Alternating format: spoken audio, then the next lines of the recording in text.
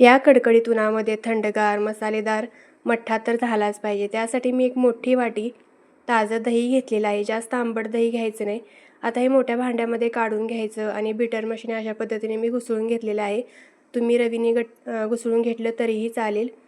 हे घुसळून घेतल्यानंतर आता ह्याच्यामध्ये गरजेनुसार पाणी घालायचं। मठ्ठा जास्त पातळ करायचं नाही किंवा जास्त घट्ट करायचं नाही। अशा पद्धतीने आपल्याला त्याच्यामध्ये गरजेनुसार पाणी घालून घ्यायचं आहे। त्याचबरोबर चवीनुसार मीठ घालायचं। इथे मी अर्धा चमचा मीठ घातलेलं आहे। आता पुन्हा एकदा ते व्यवस्थित असं घुसळून घ्यायचं।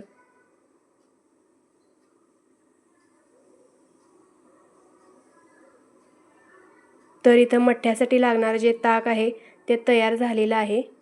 हे बघा पूर्णपणे ते घुसळलेलं आहे।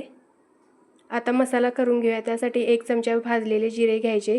त्याचबरोबर त्याच्यामध्ये आपल्याला लसणाच्या 5-6 पाकळ्या घालून घ्यायच्या, आल्याचे 2 तुकडे आणि हिरवी मिरचीचे 4 तुकडे घालून घ्यायचे आहेत। आता हे मिक्सरमधून आपल्याला जाडसर असं फिरवून घ्यायचं आहे। तर हे बघा पाणी न घालता हे मिक्सरमधून मी बारीक करून घेतलेला आहे।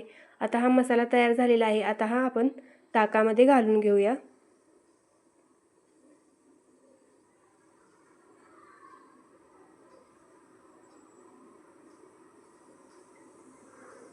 मसाला घालून झाला की त्यामध्येच आपल्याला बारीक चिरलेली भरपूर अशी कोथिंबीर घालून घ्यायची आहे आणि हे व्यवस्थित असं मिक्स करून घ्यायचं आहे।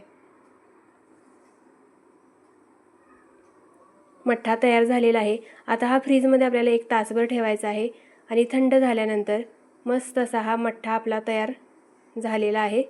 हे बघा तुम्ही पण या पद्धतीने मठ्ठा नक्की करून बघा आणि रेसिपी आवडली तर आपल्या चॅनलला लाईक, शेअर आणि सबस्क्राईब नक्की करा।